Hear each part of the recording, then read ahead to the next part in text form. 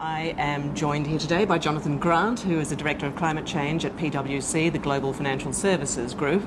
And we have spent most of the last week here in Marrakesh at the COP22 climate change talks. Now, Jonathan, the idea that you would have a climate change skeptic having any influence at these talks or even attending is quite bizarre, but now suddenly we're confronted with the United States President being a person who has called climate change a hoax. So it's really raised a lot of questions about how this process is going to proceed.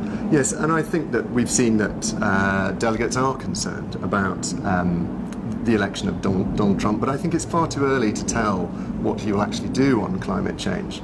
And, you know, looking at it quantitatively, if the US were to revert to its business as usual emissions reduction trajectory, it wouldn't have an enormous impact on Would it not? Because the global it is the world's path. second biggest emitter after China. It is, but the analysis that we've done in our low carbon economy index shows that on average the emissions targets that countries have signed up to in Paris are roughly result in a decarbonisation rate of 2.81% per year on average.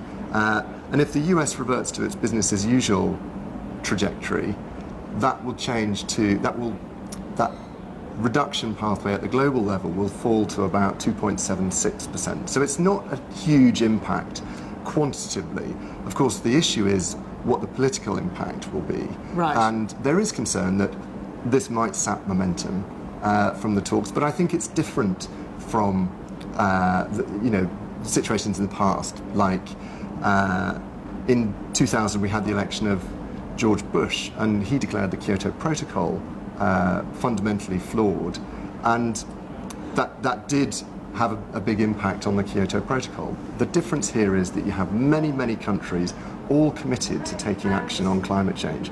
And they're committed for a whole host of reasons, whether it's to improve air quality or energy security.